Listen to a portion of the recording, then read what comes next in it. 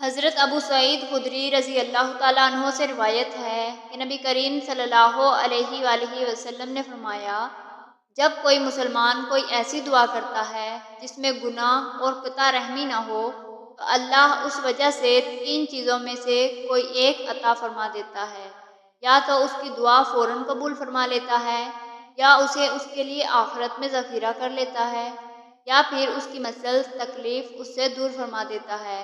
صحابہ نے عرض کیا، تب تو ہم زیادہ دعائیں کریں گے۔ آپ صلی اللہ علیہ وآلہ وسلم نے فرمایا، اللہ دعائیں قبول کرنے میں بہت زیادہ ہے۔ مشکوٰۃ المصابیح حدیث نمبر 2259۔ حضرت عبداللہ بن بصر رضی اللہ تعالیٰ عنہ بیان کرتے ہیں، ایک اعرابی نبی کریم صلی اللہ علیہ وآلہ وسلم کی خدمت میں حاضر ہوا تو اس نے عرض کیا، کون سے لوگ بہتر ہیں؟ آپ صلی اللہ علیہ وآلہ وسلم نے فرمایا، اس شخص کے لیے خوشخبری ہے جس کی عمر دراز ہو اور اس کا عمل اچھا ہو۔ اس نے عرض کیا، اللہ کے رسول، کون سا عمل بہتر ہے؟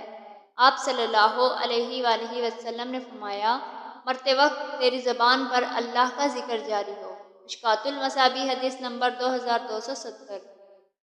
حضرت بریدہ رضی اللہ تعالیٰ عنہ سے روایت ہے کہ رسول اللہ صلی اللہ علیہ وآلہ وسلم نے ایک آدمی کو ان الفاظ کے ساتھ دعا کرتے ہوئے سنا، اے اللہ، میں تجھ سے سوال کرتا ہوں کہ تو اللہ ہے، تیرے سوا کوئی معبود برحق نہیں، یکتا بے نیاز ہے، جس کی اولاد ہے، نہ والدین، نہ کوئی اس کا ہمسر ہے۔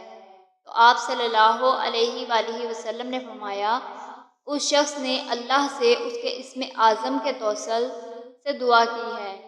جب اس سے یعنی اسم اعظم کے ساتھ سوال کیا جاتا ہے تو وہ عطا فرماتا ہے، اور جب اس کے ساتھ دعا کی جاتی ہے تو وہ قبول فرما لیتا ہے۔ مشکوٰۃ المصابیح حدیث نمبر 2299۔